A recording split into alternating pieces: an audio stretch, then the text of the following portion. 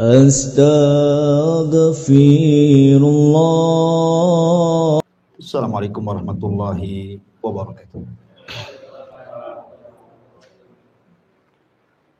Alhamdulillah wassalatu wassalamu ala Rasulillah wa ala alihi wa sahbihi wa mawalah wa la hawla wa la quwata illa billahi wa ba'du.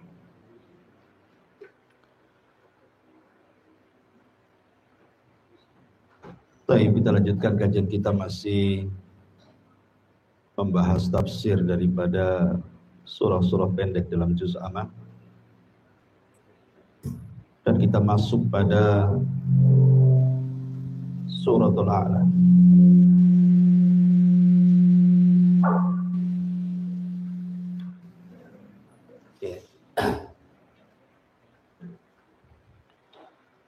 Suratul A'la ini adalah surat yang paling disukai Nabi sallallahu alaihi wa ala alihi wasallam. Karena hampir tiap malam Nabi sallallahu alaihi wasallam selalu membaca suratul A'la. Bahkan juga Nabi sallallahu alaihi wasallam selalu membaca saat manusia berkumpul, seperti hari Jumat dan juga sholatul Id. Dan itu disebutkan dalam sebuah hadis, kana yutiru bisabbihisma rabbikal a'la. Beliau setiap malam ketika salat witir, maka beliau selalu membaca sabbihisma rabbikal a'la, kemudian qul ya ayyuhal kafirun, dan qul huwallahu ahad. Hampir setiap malam. Bahkan dalam surah atau dalam salat Id juga, Nabi sallallahu alaihi wasallam sebagian besar membaca sabbihisma rabbikal a'la dan hal ataka hadithul ghasyiyah. Bahkan Nabi sallallahu alaihi wasallam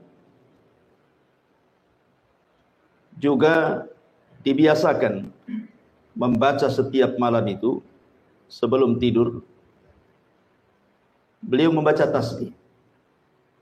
Karena permulaan surah Al-A'la ini dimulai dengan tasbih. Di sebelum tidur beliau minimalnya tasbih itu beliau merutinkan, sampai-sampai disebutkan dalam sebuah hadis, kana la yanamu hatta yaqra al-musabbihat wa yaqulu fiha ayatun khairun min alfi ayat. Terkadang beliau sebelum tidur membaca ayat-ayat yang dimulakan dengan tasbih, seperti sabbihisma rabbikal a'la, karena padanya ada ayat yang jauh lebih baik dibandingkan 1000 ayat. Bahkan Nabi sallallahu alaihi wasallam juga membaca terkadang di salat duhur, sebagaimana hadis Jabir bin Samurah radhiyallahu an, Nabi sallallahu alaihi wasallam yaqra'u fi dhuhri sabbihisma rabbikal a'la, rawahu Muslim. Terkadang beliau dalam salat duhur juga membaca sabbihisma rabbikal a'la. Hadis ini dikeluarkan Al-Imam Muslim. Bahkan Nabi SAW ketika marah kepada Mu'adz, ketika dia mengimami kaumnya membaca Al-Baqarah, kemudian ada satu jemaahnya keluar karena tidak tahan dengan lamanya Mu'adz menjadi imam. Kemudian Mu'adz menyalahkan makmumnya dan mengatakan, engkau munafik. Kemudian sampailah kabar ini kepada Nabi SAW yang dimarahi Mu'adz dan mengatakan, afattanu ya Mu'adz, apakah engkau akan membuat fitnah wahai Mu'adz? Aina kunta an sabbihisma rabbikal a'la wadduha wa idas sama'un fatar. Kenapa kau tidak membaca sabbihisma rabbikal a'la saja, ataupun wadduha, ataupun idas sama'un fatar? Menunjukkan bahwa Nabi SAW juga menganjurkan membaca sabbihisma rabbikal a'la di salat Isya, karena Mu'adz ketika itu sholat Isya. Taib, dan banyak lagi hadis-hadis seputar ini. Bahkan dalam hari Jumat juga Nabi SAW dikatakan membaca Sabbihisma rabbikal a'la dan hal ataka hadithul ghasyiyah yang sudah saya sebutkan. Mungkin malam ini kita akan membahas satu ayat saja, karena memang banyak pembahasannya, tentang permulaan ayat surah Al-A'la ini bercerita tentang pentingnya sebuah tasbih. Ma'asyiral muslimin yang dimuliakan Allah Subhanahu wa taala. Tasbih itu diambil dari kata-kata at-tanzih. Tasbih itu maknanya tanzih. Tanzih itu artinya membersihkan. Seolah-olah Allah mengatakan nazzih rabbaka an kulli naqsin. Bersihkan Rabbmu dari setiap kekurangan. Jadi sabbihisma rabbikal a'la artinya kita diperintahkan oleh Allah Subhanahu wa taala untuk membersihkan Rabb kita dari setiap sifat-sifat yang kurang bagi Allah Subhanahu wa taala. Makanya ada sebuah kaidah yang disebutkan para ulama, kullu sifati naqsin fil makhluqi fal khaliqu aula bitanazzuhi anha in kanat la taliqu bihi. Setiap sifat yang kurang bagi makhluk, maka bagi Khaliq Allah Subhanahu wa taala lebih utama untuk ditiadakan. Kalau bagi makhluk saja sifat itu sifat kurang, maka bagi Allah Subhanahu wa taala harus lebih dibuang lagi sifat-sifat seperti itu.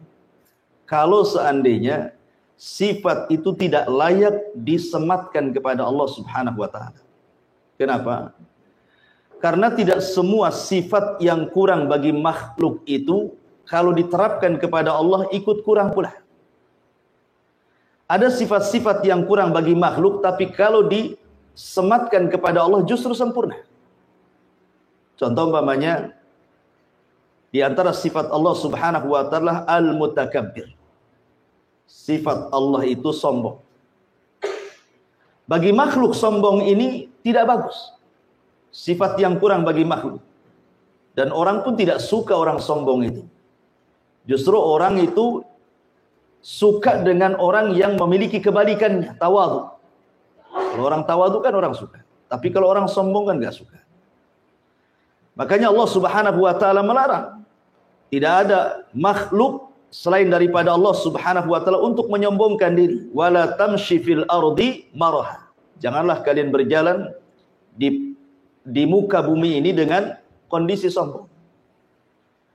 Dan nanti pada hari kiamat orang-orang yang sombong di dunia itu akan dikecilkan badannya seperti seekor semut.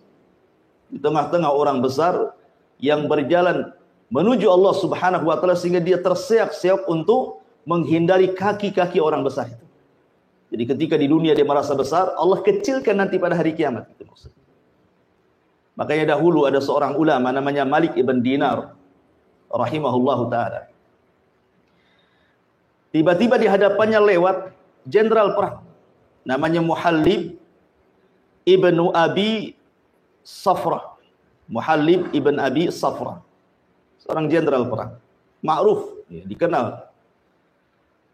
Kata Malik ibn Dinar ini, karena cara jalannya Muhallib ini seolah-olah cara jalan orang yang sombong, makanya kemudian ditegur, ma hadza inna hadza misyatu yubghiduhallah.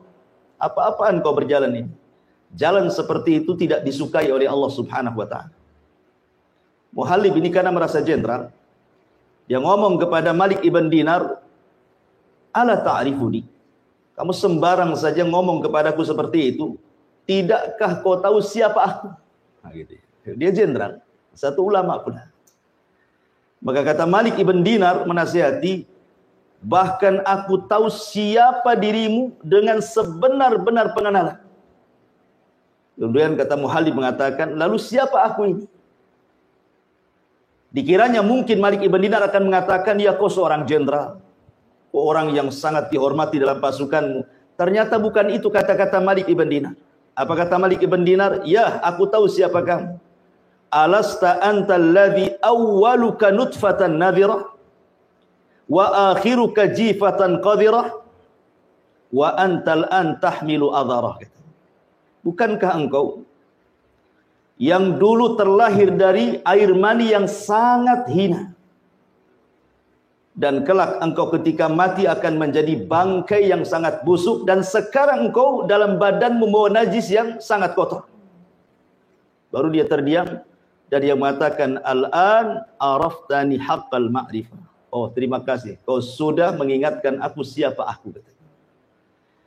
Dari sini menunjukkan bahwa sombong itu tidak disukai Allah. Tapi kalau Allah sombong, itu sudah wajar. Sesuatu yang kurang bagi makhluk, belum tentu kurang bagi Allah kalau sifat itu diletakkan kepada Allah. Tetapi secara kaidah umum, setiap sifat yang kurang bagi makhluk, kalau diterapkan kepada Allah, maka lebih kurang lagi, tidak boleh. Kecuali ada sifat-sifat yang terbalik tadi. Tapi yang jelas bahwa ketika Allah mengatakan, sabbihisma rabbikal a'la, hendaklah kita mensucikan Rabbmu yang maha tinggi ini. Maksudnya di sini, tasbih di sinilah at-tanzih, membersihkan setiap sifat-sifat Allah ataupun perbuatan-perbuatan Allah dari sifat dan perbuatan yang tidak layak disematkan kepada Allah Subhanahu wa taala. Itulah makna tasbih. Baik, ma'asyiral muslimin yang dimuliakan Allah Subhanahu wa taala. Kalau kita bicara tentang tasbih, tasbih ini banyak sekali faedahnya. Mungkin di antara kita ada yang belum tahu tentang keajaiban tasbih.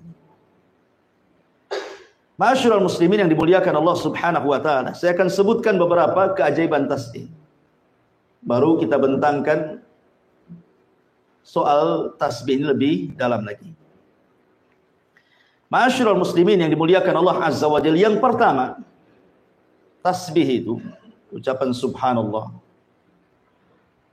yasilu ila ridha, bisa mengantarkan kepada ridha Allah Subhanahu wa taala. Jadi orang yang banyak bertasbih, maka dia akan ridha hatinya. Apapun yang Allah Subhanahu wa taala ujikan kepada kita bukan hanya sekedar sabar, tapi dia bisa ridha. Karena tingkatan ridha itu tingkatan tertinggi dalam sabar. Sabar itu di bawahnya, ridha itu di atasnya. Seperti orang kena musibah. Ada orang bisa sabar, tetapi belum tentu bisa ridha. Nampaknya sabar, tapi kalau disentuh keluar semua isinya. Tapi kalau orang ridha, mau disentuh apapun, dia sudah mengatakan innalillahi wa inna ilaihi raji'un. Semua datang dari Allah, kalau Allah menghendaki, ya semua akan kembali kepada Allah. Dia akan ridha. Lah tasbih itu yasilu ila ridallahi azza wa jalla, akan mengantarkan kepada keridhaan Allah Subhanahu wa taala.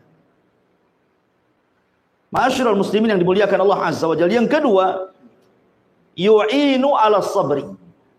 Kata ulama, bisa menolong kita untuk bisa lebih sabar lagi dalam kehidupan.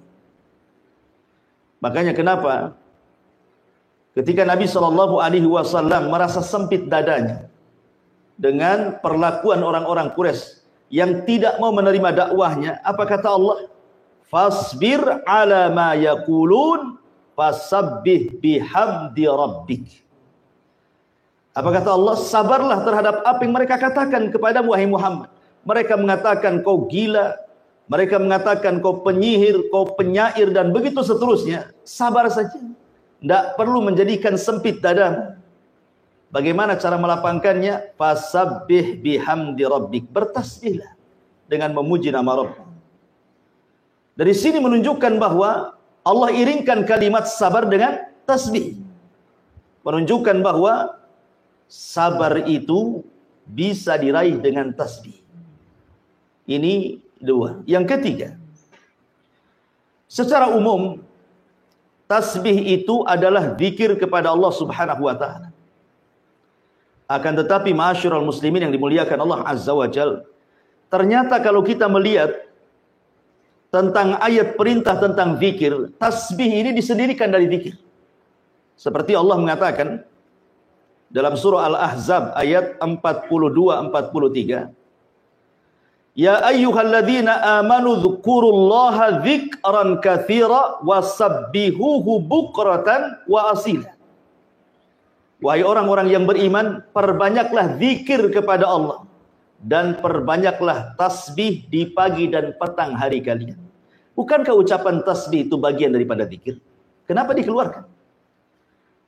Seolah-olah di sini ada penyebutan zikrul khas ba'dal 'am. Ya. Disebutkan kalimat khusus setelah menyebutkan kalimat umum, menunjukkan bahwa tasbih itu ada keistimewaan tersendiri dari seluruh zikir yang ada. Sama ketika Allah menyebutkan tentang malaikat, Allah mengatakan tanazzalul malaikatu waruh, di mana seluruh malaikat turun dan juga ruh. Ruh itu siapa? Jibril. Kan Jibril bagian daripada malaikat, kenapa disendirikan? Menunjukkan bahwa Jibril ini bukan sembarang malaikat. Makanya dari sini ketika Allah keluarkan tasbih dari zikir, padahal dia bagian daripada zikir, menunjukkan bahwa tasbih ini bukan zikir biasa. Ketika kita mengucapkan subhanallah, subhanallah, subhanallah, ini bukan zikir biasa. Ini zikir yang spesial.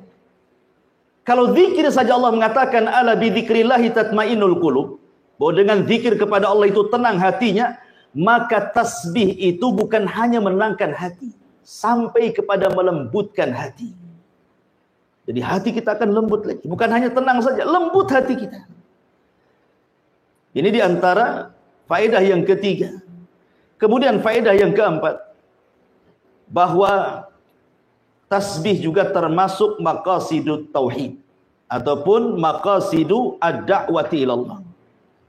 Tujuan daripada dakwah kepada Allah, tujuan daripada tauhid terangkum dalam tasbih. Ketika Nabi Musa alaihi salatu wassalam dia hendak berdakwah kepada Fir'aun dalam surah Toha, kan Musa ini kan pelat ngomong, dia tidak bisa ngomong fasih Musa ini. Sementara dia punya abang namanya Harun, Harun ini fasih ngomongnya. Sehingga kemudian Musa meminta kepada Allah untuk dijadikan Harun itu wazirnya, teman dia dalam berdakwah. Bagaimanapun kalau berdakwah berdua kan lebih ringan. Karena apalagi Harun punya keistimewaan memiliki lidah yang fasih. Tidak sebagaimana Musa, ya, lidahnya kurang fasih. Makanya kemudian Nabi Musa alaihi salatu wasallam meminta kepada Allah Subhanahu wa taala untuk dijadikan Harun sebagai wazirnya, teman dakwahnya, menterinya. Kemudian Nabi Musa menyebutkan tujuannya. Apa tujuannya? Disebutkan dalam surah Toha 33, kai nusabbihuka katsira wa nadhkuruka katsira, supaya aku bisa lebih bertasbih kepadamu ya Rabb, dan supaya aku bisa lebih mengingatmu, dengan dimasukkannya Harun dalam dakwah. Menunjukkan bahwa alasan Musa itu supaya ketika dia menggabungkan Harun kepada dakwahnya, akan lebih bisa menyukseskan dakwahnya, sehingga dia bisa banyak bertasbih kembali kepada Allah dan banyak mengingat Allah Subhanahu wa taala. Maka dari sini kata para ulama, tasbih itu termasuk maqasid at-tauhid. Kemudian yang nomor 5, tasbih ini ikhwan adalah salah satu zikir yang bisa memberatkan timbangan. Dalam sebuah hadis Nabi SAW bersabda, kalimatani khafifatani ala lisani thaqilatani fil mizani habibatani ala rahman subhanallah wa bihamdihi subhanallahil azim. Kata Nabi SAW, dua kalimat yang ringan di lisan, dua kalimat yang ringan di lisan tapi berat dalam timbangan. Bukan hanya itu saja, dicintai Ar-Rahman, Allah Subhanahu wa taala. Kemudian Rasul mengatakan, bacalah subhanallah wa bihamdi subhanallahil azim. Dulu pernah saya ceritakan, ada seorang syekh bercerita tentang seorang kakek. Kakek ini dia orang awam, bukan ulama, bukan thalabatul ilmi, orang awam. Tapi dia rajin ke masjid untuk sholat. Jadi suatu hari Tiba-tiba setelah sholat wajib, dia mendekati imam.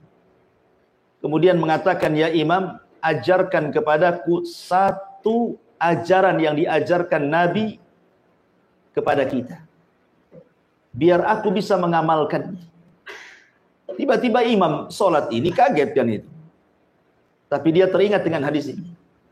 Dia mengatakan, kalau begitu dengarkan Nabi SAW bersabda kalimatani khafifatani ala lisani thaqilatani fil mizani habibatani ala rahmani subhanallah wa bihamdihi subhanallahil azim.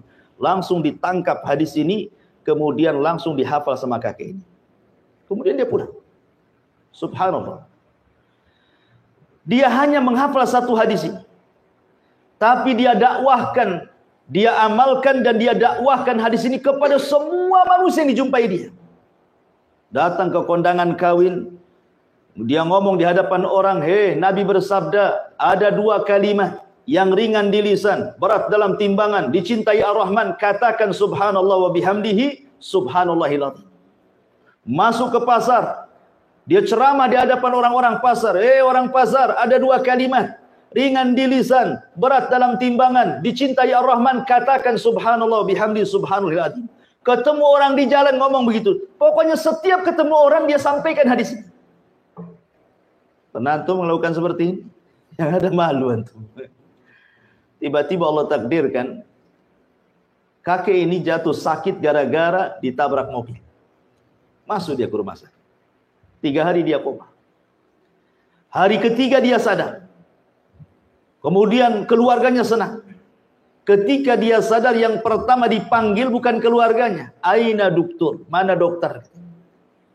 Oh, dokter langsung dipanggil, sibuk tuh dokternya. Kata dokter sambil pegang tangannya, iya kek, saya dokter. Kata kakek ini, ya dokter, Nabi bersabda, 2 kalimat ringan di lisan, berat dalam timbangan, dicintai Ar-Rahman, katakan dok, subhanallah wa bihamdihi subhanallahil azim, kemudian dia mati. Dia akhiri kematiannya dengan subhanallah wa bihamdihi subhanallahil azim. Memberatkan timbangan dia. Karena tasbih ini ikhwatu fiddin, sekali lagi banyak keistimewaan. Ini baru sedikit yang saya ceritakan, masih banyak. Jadi dia bisa memberatkan timbangan dan dicintai Allah Subhanahu wa taala. Ingat, kalau Allah mencintai kita, apa yang terjadi? Nadahu Jibril. Allah akan panggil Jibril. Apa kata Allah? Ya Jibril, inni uhibbu fulana. Aku suka dengan si fulan. Maka Jibril mengatakan, ketika Allah mengatakan, ya Jibril, aku suka dengan si fulan, maka kau juga harus suka. Jibril langsung panggil semua malaikat. Dan mengatakan, wahai malaikat-malaikat Allah, Allah suka dengan si fulan, kalian juga harus suka dengan si fulan itu.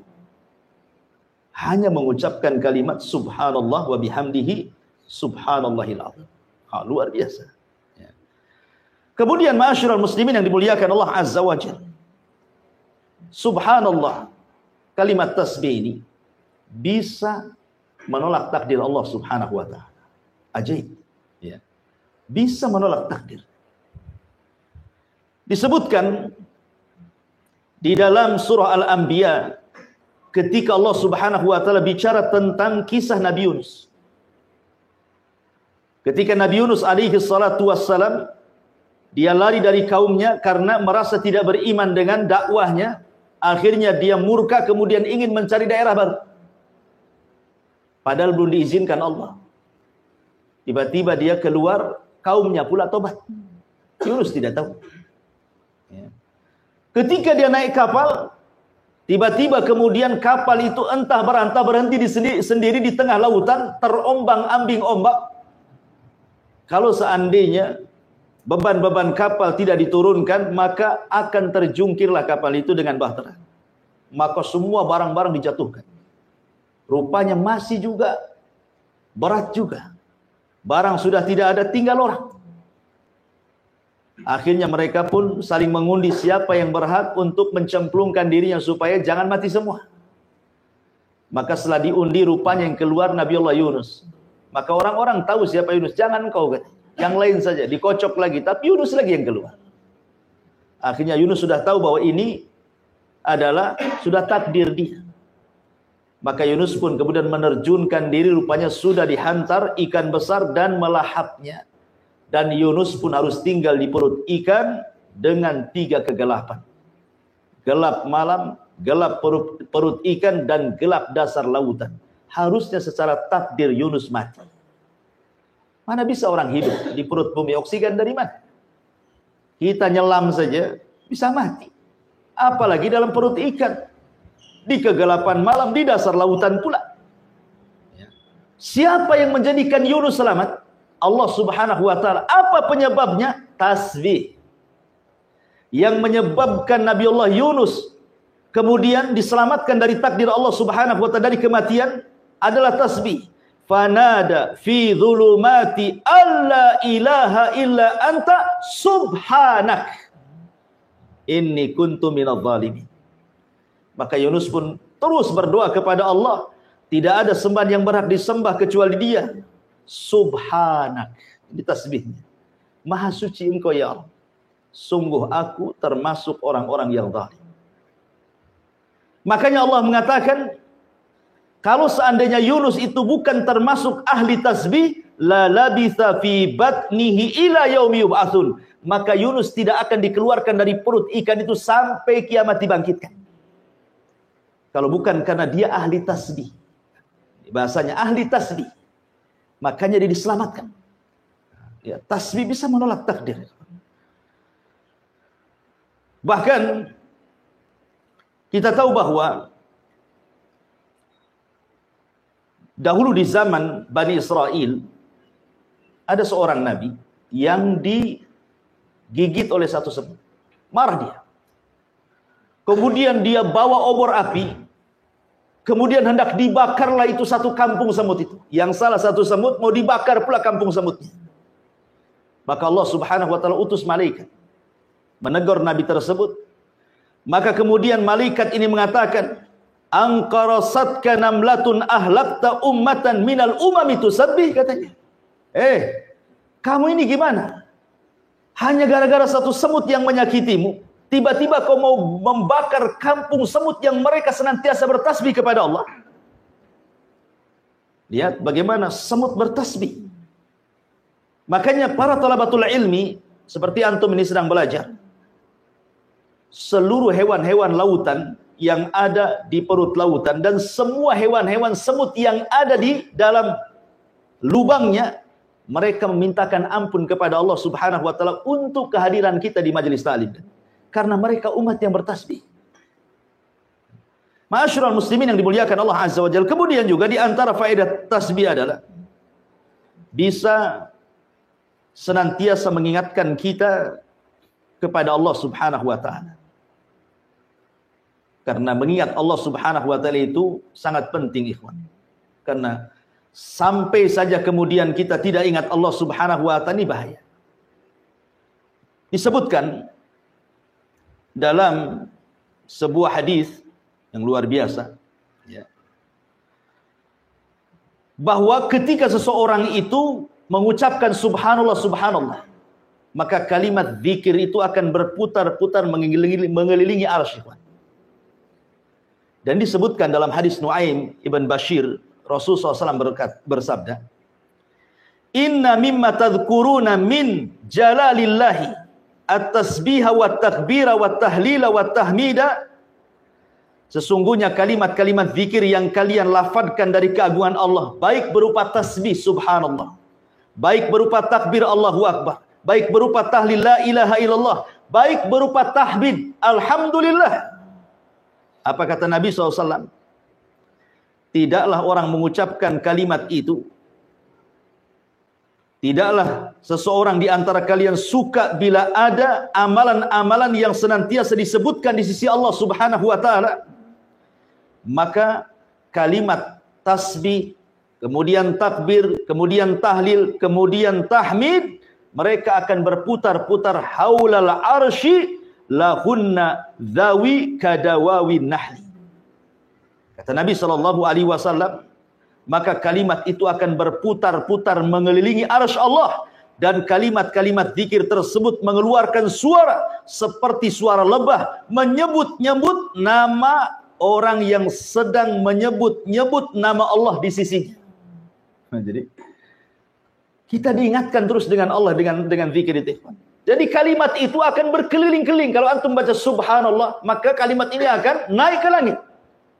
Kalau antum membaca alhamdulillah, la ilaha illallah, kalimat-kalimat ini akan berputar-putar di arasy.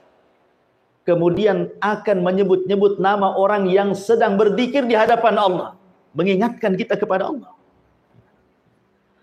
Bahkan yang lebih hebat lagi, kalau antum memperbanyak tasbih, satu kalimat tasbih itu seolah-olah antum telah berimpak dengan gunung emas. Disebutkan dalam hadis yang sahih yang dikeluarkan oleh Imam At-Tabrani dari sahihkan oleh Syekh Nasiruddin Al-Albani rahimahullahu taala, man halahul lailu an yukabidahu au bakhila bil mali an yunfiqahu au jabuna anil adwi an yuqatilahu falyukthir min subhanallah wa bihamdihi fa innaha ahabbu ilallah min jabali dhahabin yunfiquhu fi sabilillahi azza wajalla.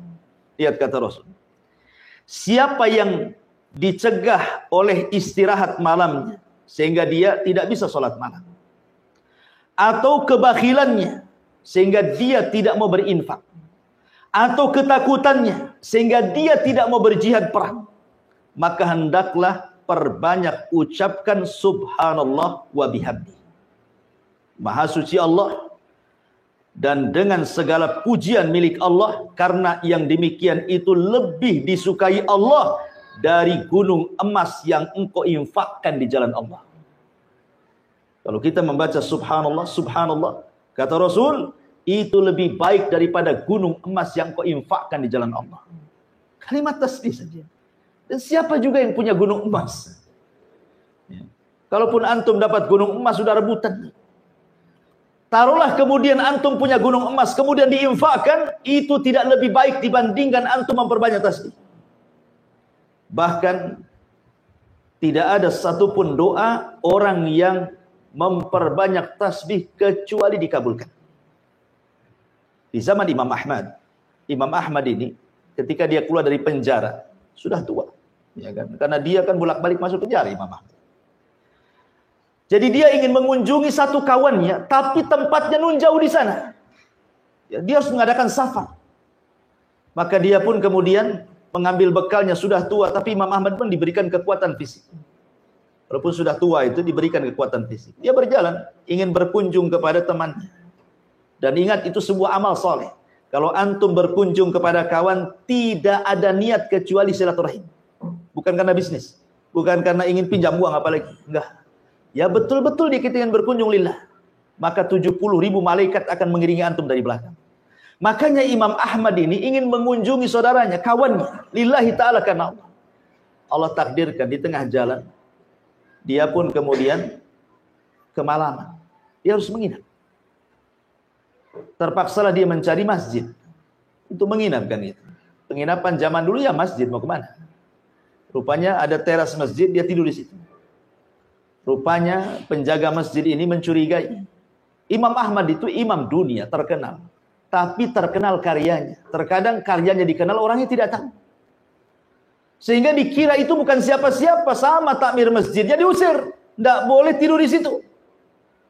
Terpaksalah Imam Ahmad mencari pohon, kemudian tidur di bawah pohon. Rupanya depan masjid itu ada khobbaz. Khobbaz itu artinya tukang roti, penjual roti.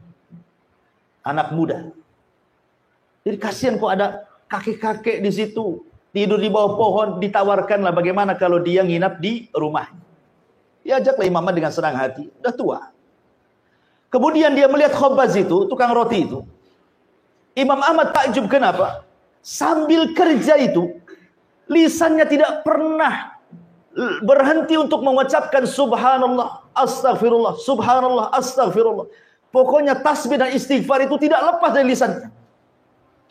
Kita saja kalau kita zikir terus-terusan kan capek juga kan itu. Antum baca subhanallah, subhanallah, berapa jam antum sanggup? lidah pun dah kering. Pasti ada berhentinya kan? Ini tidak. Mulai dari kerja sampai subuh, lisannya terus ngomong. Imam Ahmad nih heran. Kok bisa dia berzikir seperti itu? Sampai tidak tidur Imam Ahmad itu karena takjub dengan anak muda itu. Akhirnya ditanyalah sama Imam Ahmad itu. Bagaimana kau bisa melakukan itu? Apa kata anak muda ini?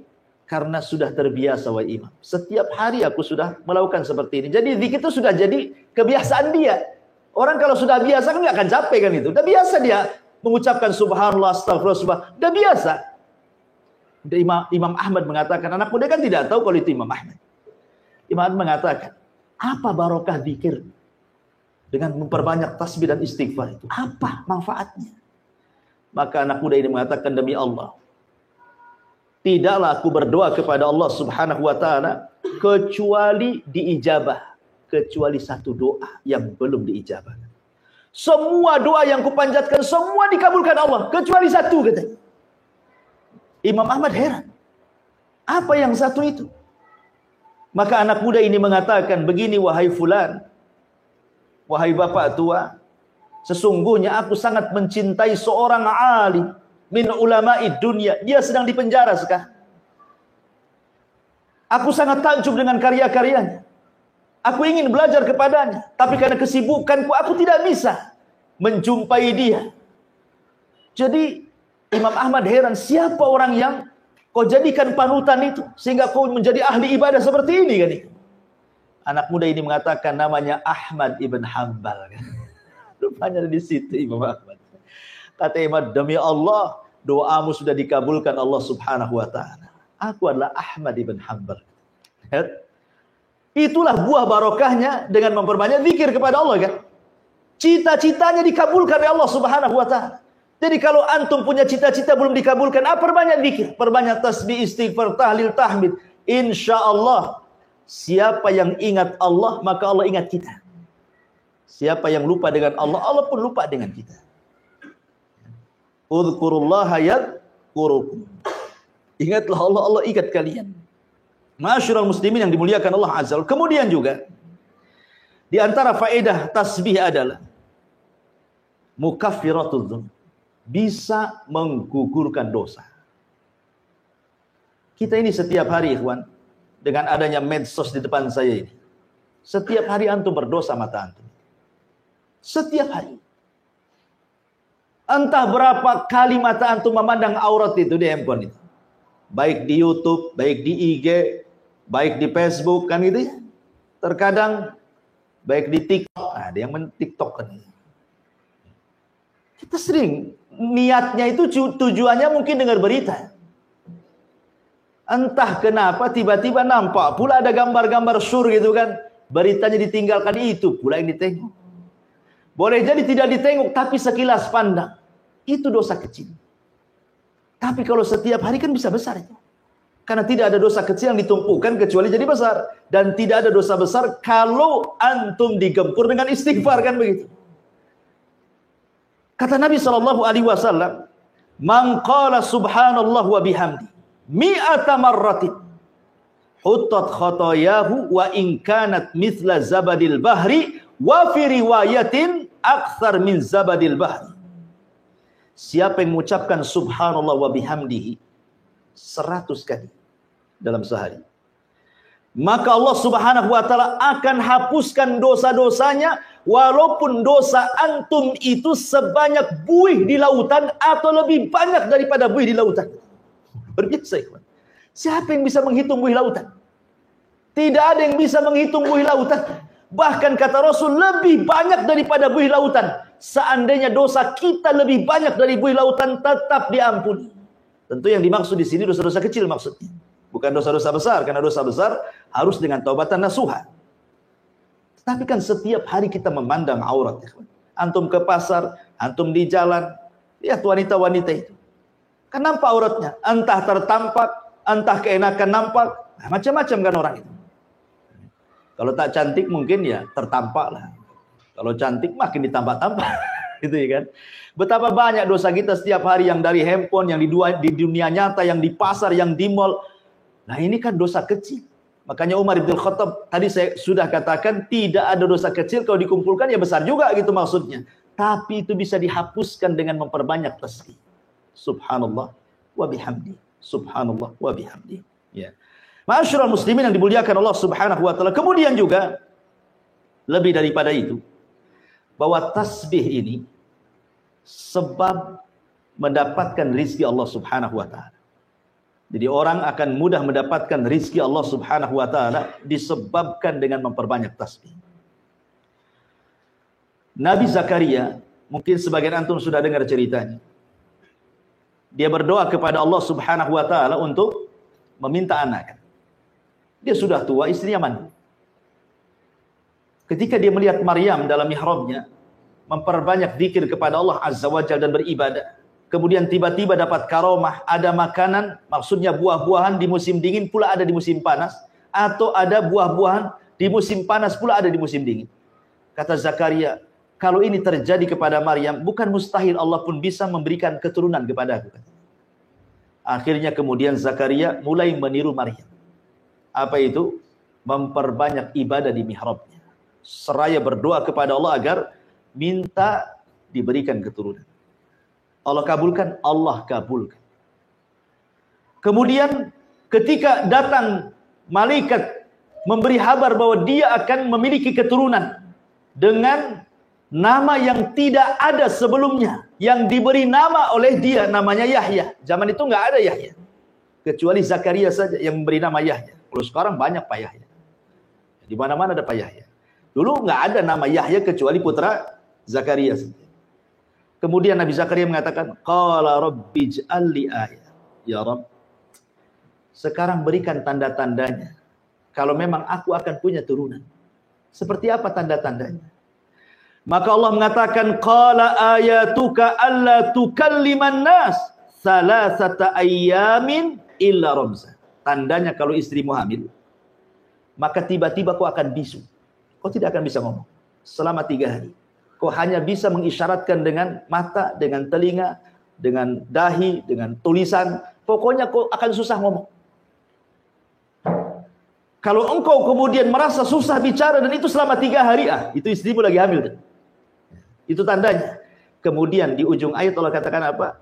Wadhkur rabbaka katsira wasabbih bil ashiyyi wal ibkar. Maka ingatlah terus Rabbmu dan banyak-banyaklah bertasbih di waktu pagi dan petang. Kata ulama tafsir, di antara sebab dikabulkannya Nabi Zakaria punya keturunan karena dia memperbanyak tasbih dan zikir. Ya, ini rizki.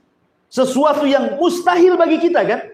Rupanya mungkin pula bagi Allah Subhanahu wa taala. Dengan apa? Ya tadi memperbanyak zikir terutama tasbih.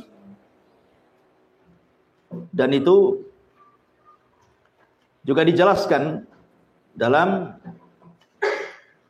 nasihat Nuh alaihi salatu wassalam. Suatu ketika Nuh sebelum wafat, itu kan mengumpulkan putra-putranya.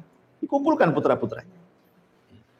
Kemudian Nuh mengatakan kepada anak-anaknya, aku wasiatkan kepada kalian dengan 4 perkara. Yang 2 kuperintahkan, yang 2 kularang. Adapun yang 2 kuperintahkan, jangan lupa dengan kalimat la ilaha illallah. Sebab kalau seandainya kalimat itu ditimbang di satu neraca, kemudian 7 lapis langit dan 7 lapis bumi ditimbang di neraca satunya, maka la ilaha illallah jauh lebih berat dibandingkan langit dan bumi. Ini satu. Kemudian yang kedua, kata Nuh alaihi salatu wassalam, ya pertama la ilaha illallah. Kemudian menjelaskan tentang keutamaannya. Kemudian yang kedua, wa subhanallah wa bihamdi. Wasiat yang kedua kata Nuh, jangan lupa membaca subhanallah wa bihamdi. Apa faedahnya kata Nuh? Fa innaha salatu kulli syai'in wa biha yurzaqul khalqu. Kata Nuh alaihi salatu wassalam bahwa ucapan subhanallah wa bihamdi adalah doa setiap makhluk yang Allah ciptakan, dan dengan sebab itulah makhluk diberikan rizki Allah. Dengan subhanallah bihamdi itu sebab itulah Allah kasih rizki. Karena Tasbih ini ikhwan, semua bertasbih. Nanti saya akan sebutkan dalil-dalilnya. Malaikat bertasbih, lautan bertasbih, semut bertasbih, bahkan petir juga bertasbih. Semua yang diciptakan Allah itu semua bertasbih. Kita masih menjelaskan keutamanya dulu. Ma'asyiral muslimin yang dimuliakan Allah Subhanahu wa taala. Kemudian juga selain juga diberikan rezeki oleh Allah Subhanahu wa taala, tasbih itu bisa menghilangkan keperitan dunia, ikhwan. Siapa di antara kita yang tidak pernah terkena masalah? Pasti di antara kita banyak masalah. Ada yang karena hutang dia masalah, kan itu. Ada yang karena keluarga. Mungkin masalah dengan pasangan, mungkin masalah dengan anak-anak, ya kan? Mungkin masalah di kantor, mungkin masalah di jalan. Masalah itu tidak akan ada hentinya. Selesai ini, datang yang lain. Karena memang dunia ini tempat ujian. Tetapi bagaimana solusinya supaya kita keluar daripada masalah itu? Maka di antaranya adalah dengan cara bertasbih kepada Allah Subhanahu wa taala. Tadi saya jelaskan dalilnya. Ketika Nabi SAW ditimpa masalah yang luar biasa dari kaumnya, walaqad na'lamu annaka yadiku sadruka bima yaqulun, kata Allah, fasabbih bihamdi rabbika wa kun minas sajidin. Dan sungguh kami tahu dadamu menyempit wahai Muhammad karena ucapan orang-orang kafir itu.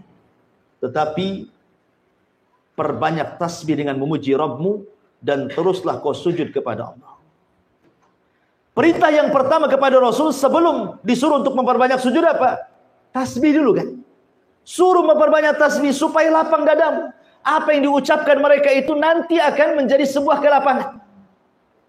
Terkadang kan ada orang yang mungkin disakiti orang dengan ucapannya, itu dendamnya 7 turunan. Ya. Ada orang itu kan begitu, disakiti, digibah, difitnah, sudah kayaknya dunia ini kelam bagi dia. Tetapi supaya kita dikeluarkan dari itu, perbanyak tasbih. Ini salah satu manfaat tasbih. Makanya kata Abdurrahman As-Sa'di dalam kitabnya Tafsir As-Sa'di, ketika beliau memberikan catatan kepada ayat ini, apa kata beliau? Aktsir min dzikrillah wa tasbihihi wa tahmidihi was salati fa inna dzalika yuwassi'u sadra. Perbanyak oleh kamu zikir kepada Allah, kemudian bertasbih, bertahmid dan salat, dan itu bisa melapangkan dada kita. Ma'asyiral muslimin yang dimuliakan Allah Azza wa Jalla. Kemudian juga tasbih ini adalah ucapan yang paling dicintai Allah Subhanahu wa taala. Tasbih ini adalah ucapan yang paling dicintai Allah Subhanahu wa taala. Disebutkan dalam hadis Abi Dzar radhiyallahu anhu. Nabi SAW pernah ditanya, ayyul kalami afdal? Rasul, kalimat yang paling afdal itu apa? Yang diucapkan manusia. Maka Nabi SAW mengatakan, inna ahabbal kalam ilallah subhanallah wa bihamdi. Sesungguhnya tidak ada ucapan yang lebih dicintai Allah melebihi antum mengucapkan subhanallah wa bihamdi. Itu ucapan yang paling dicintai Allah Subhanahu wa taala. Ikhwan, orang kalau cinta itu pasti dengan memperbanyak penyebutannya kan. Kalau antum cinta istri, nggak akan disebut tuh istri tetangga. Nggak akan disebut. Yang disebut ya istri antum saja karena antum cinta. Kalau ada antum berdua ngomong sama kawan bertiga, kemudian memuji istrinya, pasti antum, oh enggak, istri saya lebih pandai karena cinta. Artinya orang cinta itu man ahabba syai'an aktsara dzikrah. Siapa yang mencintai sesuatu pasti akan memperbanyak untuk menyebut-nyebut sesuatu itu. Karena di mata orang yang sedang jatuh cinta tidak ada orang lain kecuali dia. Ingat kisah Laila Majnun? Ya kan? Yang sudah saya ceritakan. Jadi ada seorang wanita namanya Laila. Wanita cantik. Jatuh cinta dengan si Majnun. Majnun ini namanya Majnun, gila. Saking cintanya jadi gila. Ya. Dia hendak melamar, ditolak. Diusir. Akhirnya dia pergi ke hutan. Sampai di hutan kelaparan.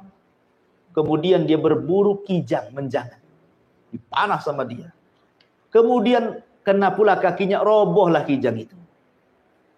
Kemudian didekati. Ketika mau diambil pisau dan mau digorok, ditatap pula mata kijang itu. Kata dia, subhanallah, mata kijang kok sama dengan mata Laila? Dilepas kijang itu. Itulah makanya Majnun itu. Lihat, orang cinta itu bisa jadi gila, lapar padahal dia. Bisa loh dilepas. Makanya sejak itulah dia disebut Majnun. Makanya ada Laila Majnun. Itulah Majnun, gila itu.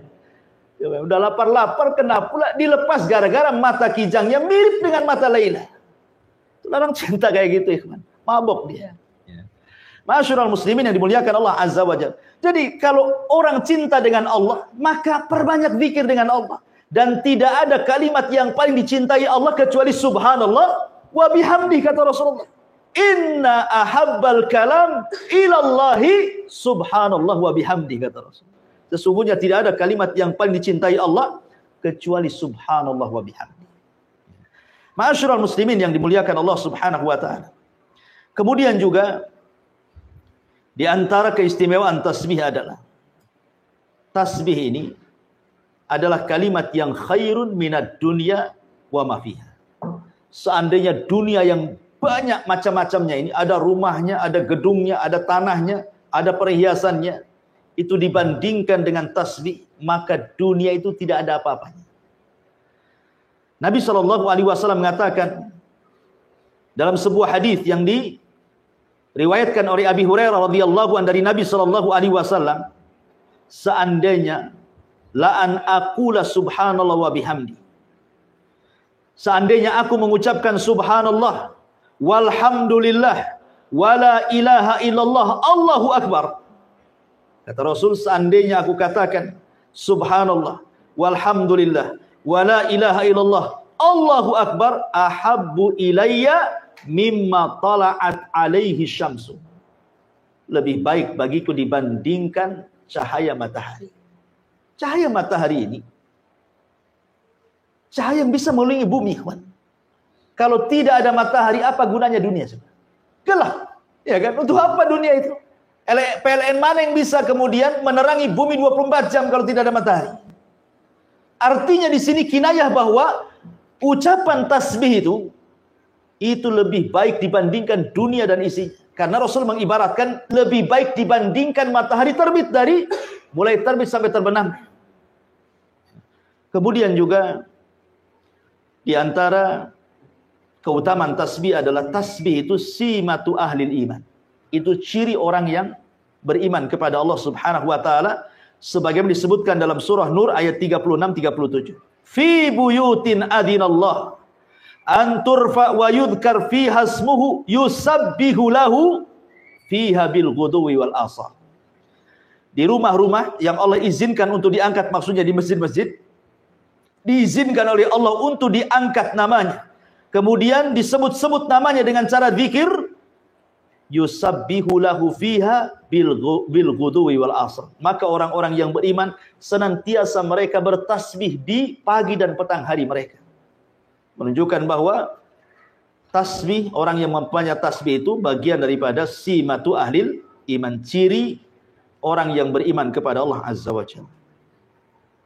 Ma'asyiral muslimin yang dimuliakan Allah Azza wa Jalla, termasuk juga di antara keutamaannya adalah kasbu hasanatin katsiratin fi awqatin yasiratin.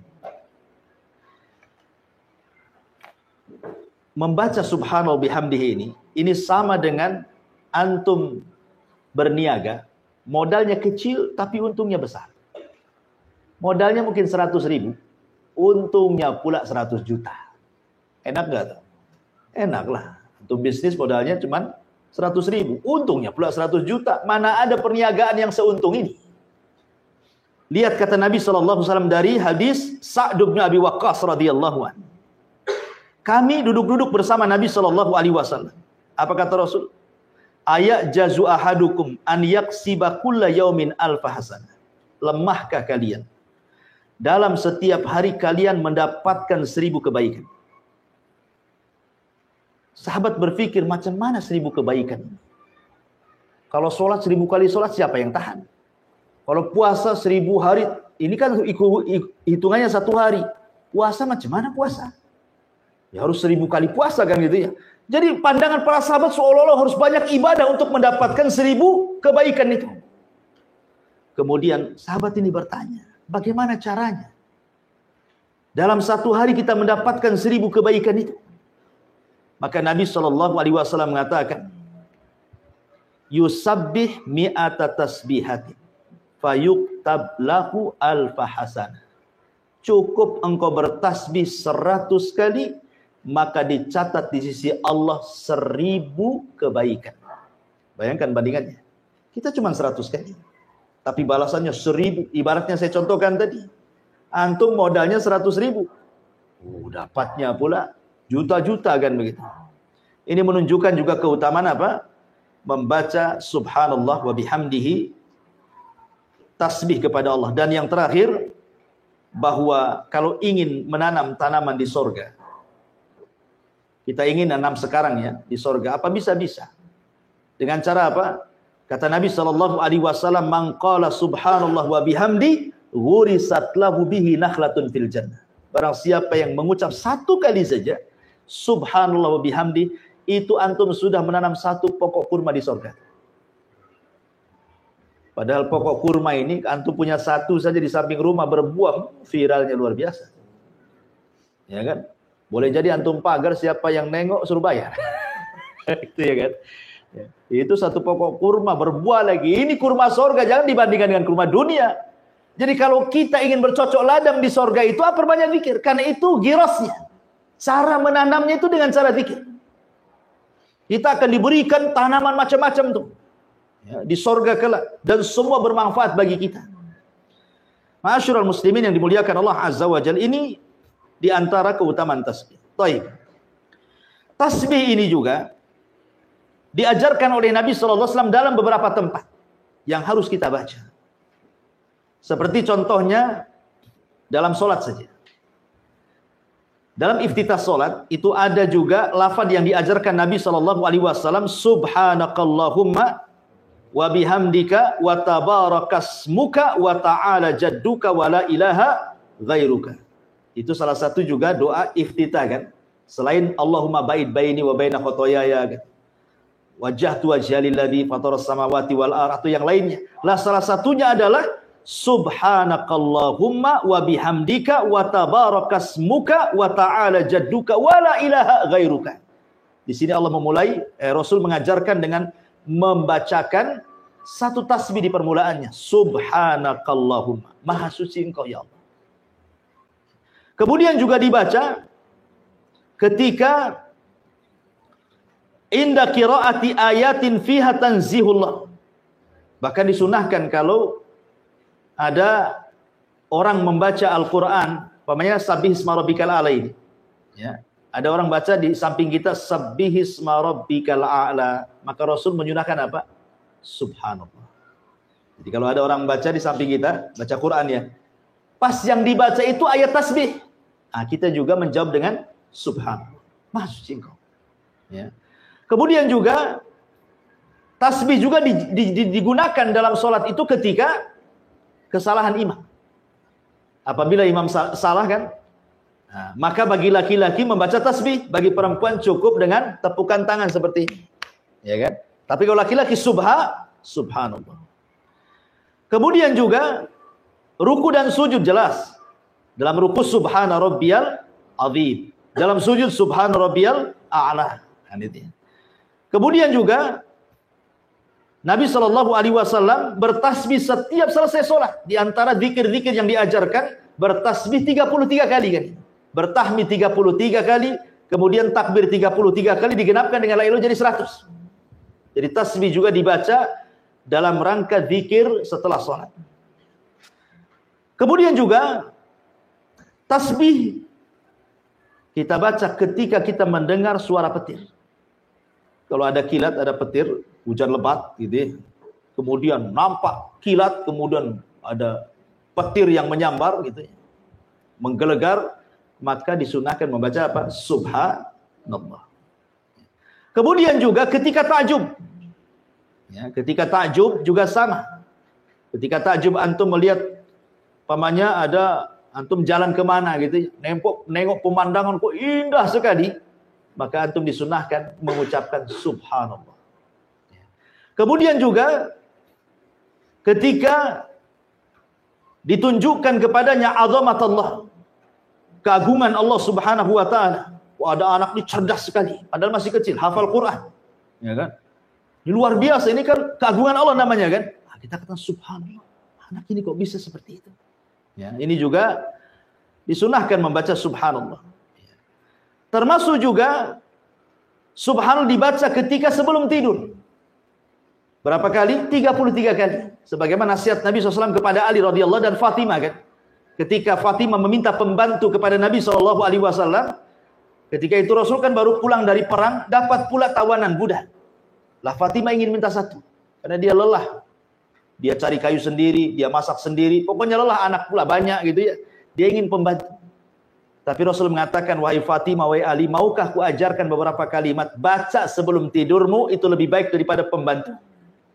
Kemudian kata Rasul, tasbihlah 33 kali. Tahmidlah 33 kali, takbirlah 34 kali. Baru kau tidur. Itu lebih baik dibandingkan engkau mendapatkan pembantu. Nah, coba antum praktekkan ke istri antum. Kalau istri antum kelelahan, bang, cari pembantu. Sini. Ya.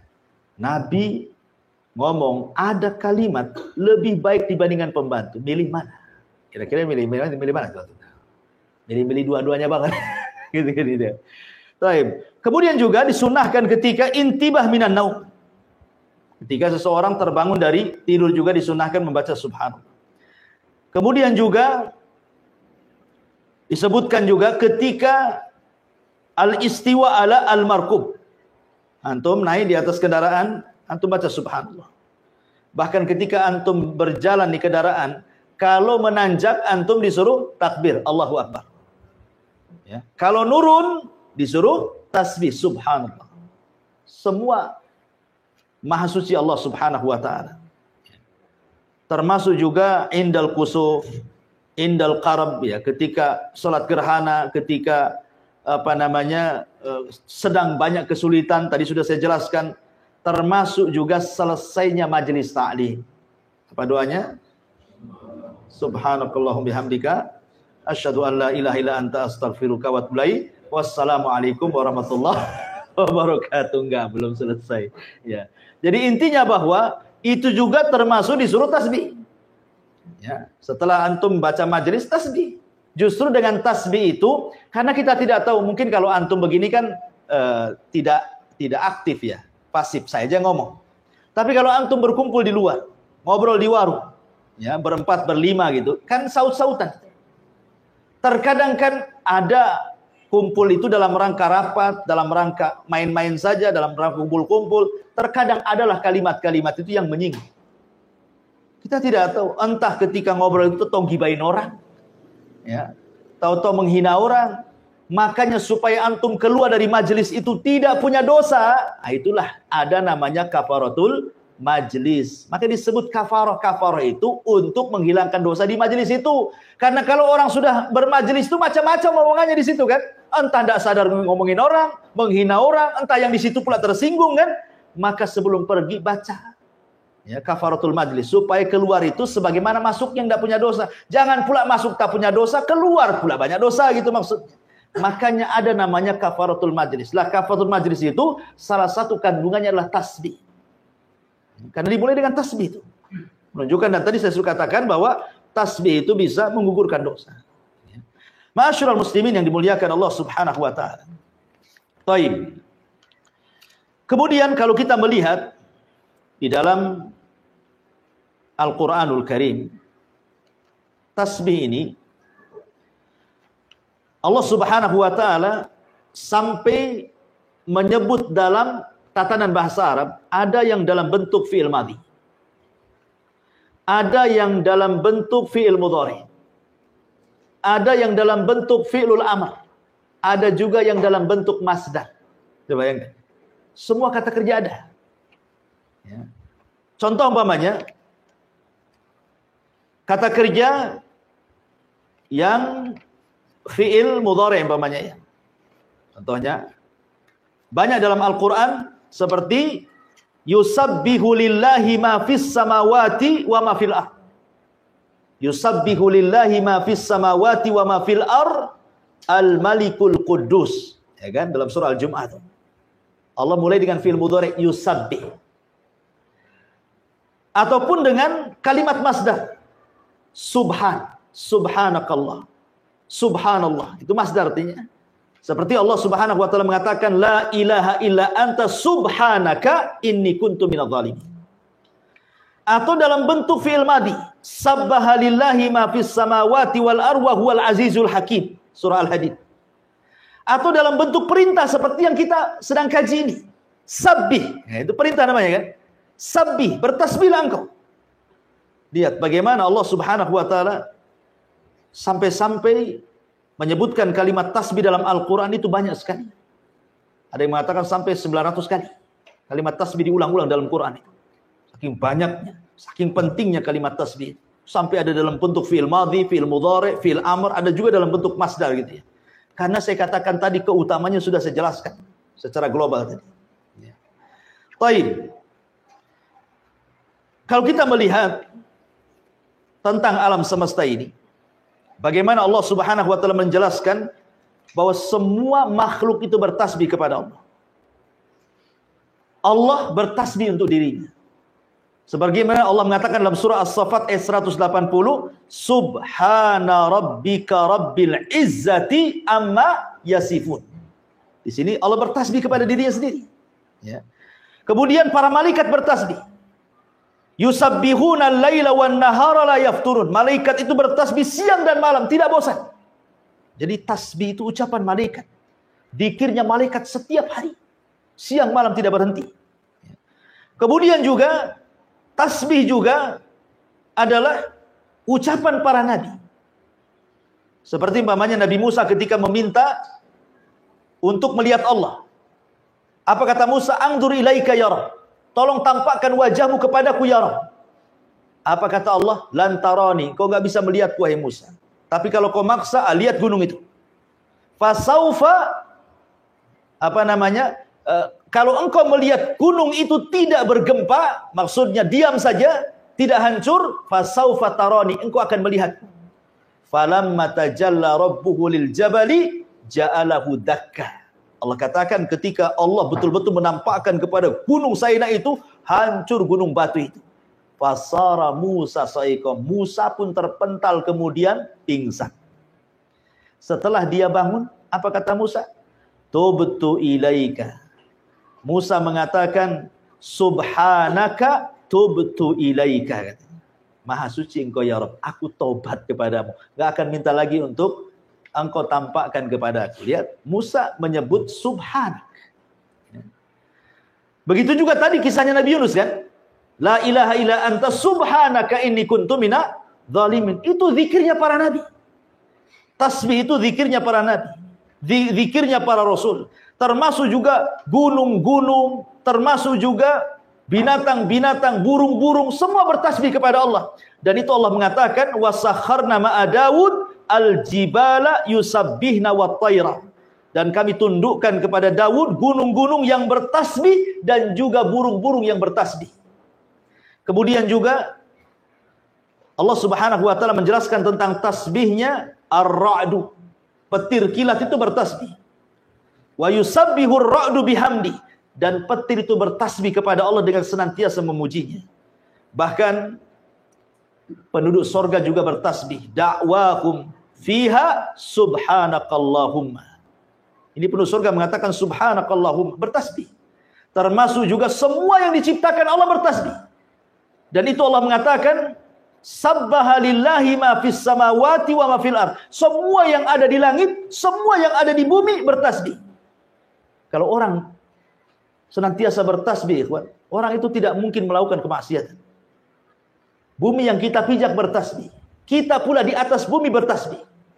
Jadi kalau seandainya Allah perdengarkan nih, semua makhluk itu, ayam sedang bertasbih, kemudian kodok sedang bertasbih, kambing bertasbih, peliharaan antum lah, kucing-kucing itu bertasbih, maka antum akan dengar suara mereka membacakan subhanallah. Kalau diperdengarkan itu. Karena secara umum Allah Subhanahu wa taala mengatakan wa im min kulli syai'in illa yusabbihuna bihamdi walakin la tafqahuna tasbihahum. Segala sesuatu itu bertasbih, tapi kau tak paham tasbih mereka, kata Allah. Jadi semua makhluk ini bertasbih, menunjukkan bahwa tasbih ini luar biasa. Baik, kita masuk pada pembahasan. Ini tadi mukadimah, ya, tapi kamu sudah ngantuk. Ini pembahasannya di sini. Ya. Jadi kalimat tasbih itu, apa yang ditasbih? Apa yang ditanzi? Apa yang dibersihkan sebenarnya? Membersihkan Allah dari apa?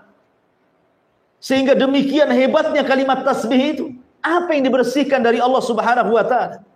Pertama, secara bahasa, tasbih itu diambil dari as-sabhu. Sabhu itu, antum pernah dengar bahasa as-sibaha.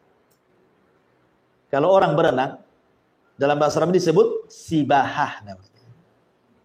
Itu renang. Jadi sabhu itu artinya taharruk, gerak. Kalau disebut sabbaha fil ma, artinya dia sedang renang. Kalau sabbaha fil hawa, artinya dia sedang terbang. Kalau sabbaha fil ardi, artinya dia sedang masya, berjalan. Jadi sabbaha itu artinya gerak, bergerak.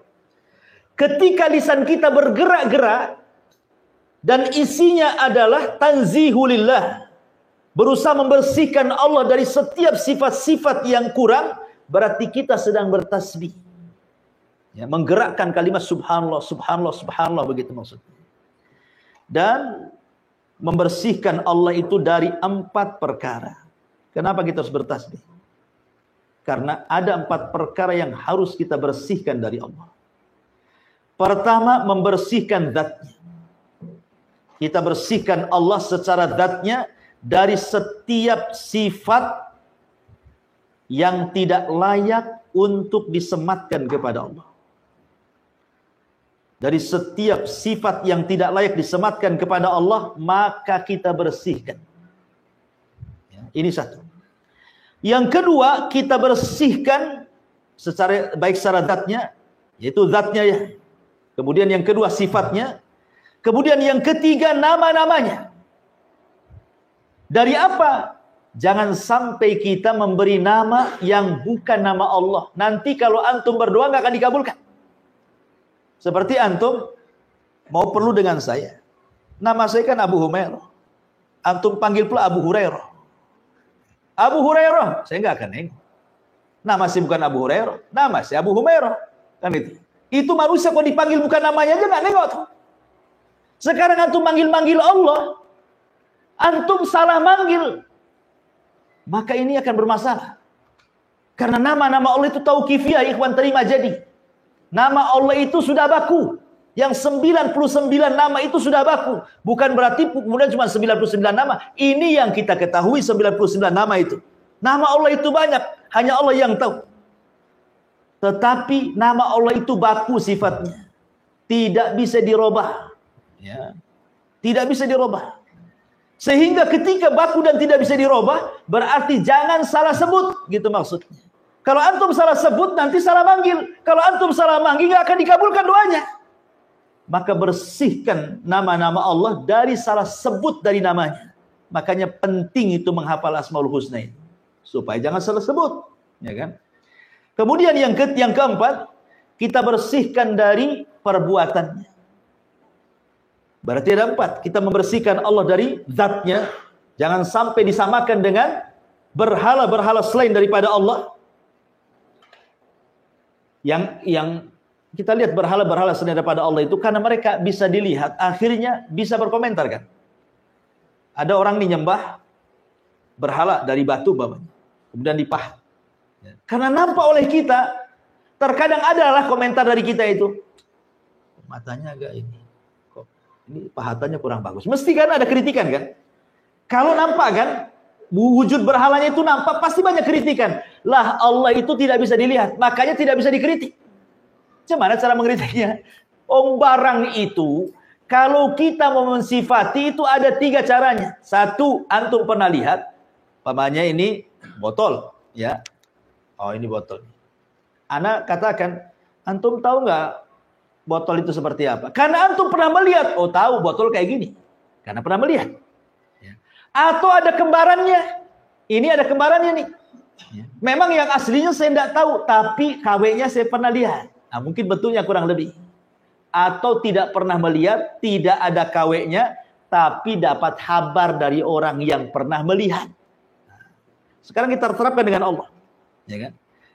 Siapa yang pernah melihat Allah? Tidak ada. Berarti tidak bisa kita terima. Kemudian, ada nggak orang yang pernah melihat kembarannya Allah? Mustahil Allah punya kembaran. Bagaimana caranya? Paling tinggi yang ketiga, kita mengenal Allah dari orang yang Allah utus sebagai nabinya, yang diberitahu tentang sifat dan nama-namanya. Rasulullah. Hanya itulah kabar tentang Allah dari Rasulullah. Makanya ketika kita bicara tentang nama dan sifat bagi Allah, tetapkan nama itu sebagaimana yang Allah tetapkan dalam Al-Quran, atau sebagaimana yang Rasul tetapkan dalam hadis. Begitu juga sifat-sifatnya. Dengan tidak mentashbih, menyerupakan. Dengan tidak mentakib, membagaimanakan. Dengan tidak mentaktil, menghapus, dan begitu seterusnya. Itulah akidah ahli sunnah. Ya. Jadi kita bersihkan termasuk perbuatan Allah. Dan perbuatan Allah itu dua. Perbuatan Allah itu dua. Tidak lepas daripada al-fadlu dan al-adlu. Allah itu kalau berbuat sesuatu kepada hambanya, imma al-fadlu, imma al-adlu. Apa itu fadlu? Apa itu al-adlu? Kalau dia bermuamalah dengan orang-orang kafir, maka Allah bermuamalah dengan cara al-adlu, keadilan. Kalau dia bermuamalah dengan orang-orang yang beriman, maka Allah akan bermuamalah dengan cara al-fadlu. Fadlu itu dengan cara Allah lebihkan dengan rahmatnya. Makanya ketika orang-orang kafir, kenapa Allah ciptakan surga? Kenapa Allah ciptakan neraka? Allah ciptakan neraka karena al-adlu, keadilannya. Allah ciptakan surga karena al-fadlu, karunianya. Ketika Allah masukkan orang ke surga, berarti karena keutamaan dan rahmatnya. Ketika Allah masukkan orang ke neraka, itu bukan karena kezalimannya, tapi karena keadilannya. Nah, bisa dipahami? Ya. Jadi perbuatan Allah tidak lepas daripada dua. Lain dengan perbuatan hamba. Perbuatan hamba tidak lepas daripada tiga. Pertama, zalim. Hamba itu zalim. Tidak pernah adil. Ya. Dan ini kebanyakan orang zalim.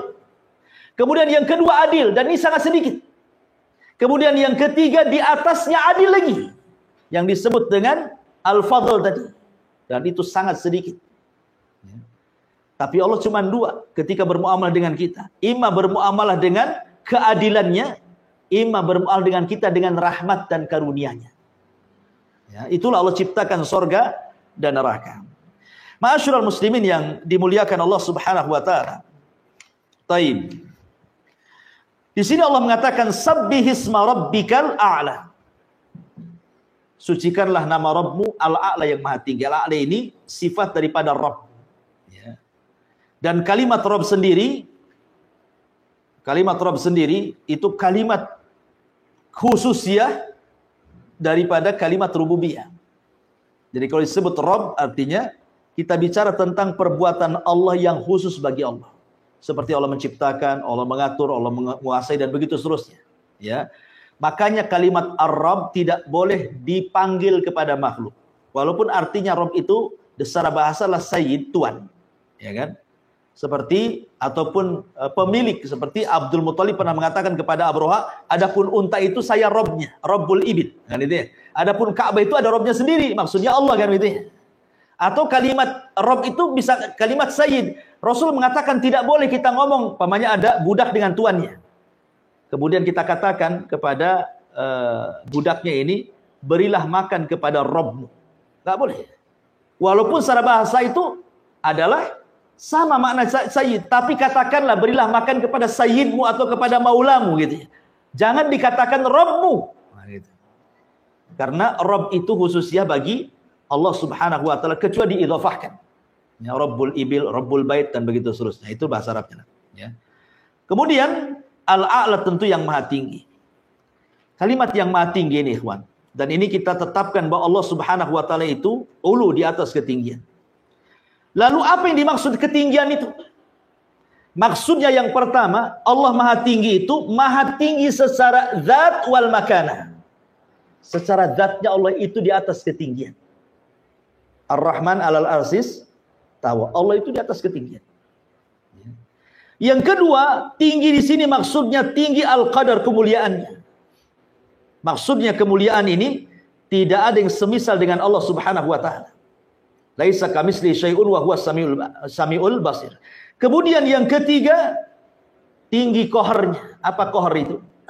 Tidak ada yang dapat mengalahkan Allah. Semua bergerak dengan izin Allah. Kemudian yang terakhir, ya, tinggi nama dan sifatnya.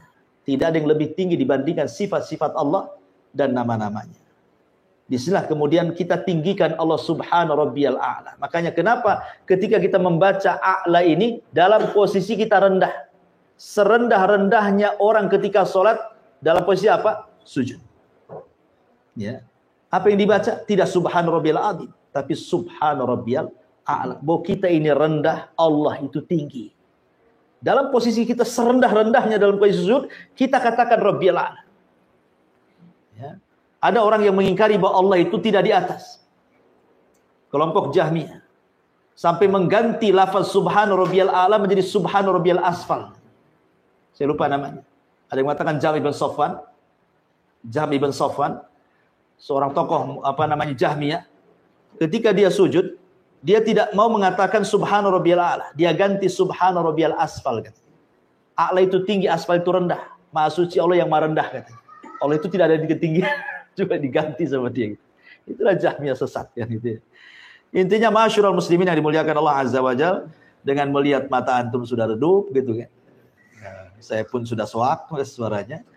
Saya kira sampai di sini satu ayat saja kita kaji tafsir di malam ini, mudah-mudahan ada manfaatnya. Akhirnya kita tutup dengan doa kafaratul majlis. Subhanakallah bihamdika asyhadu an la ilaha illa anta astaghfiruka wa atubu ilaik. Allahu ta'ala. Assalamualaikum warahmatullahi wabarakatuh.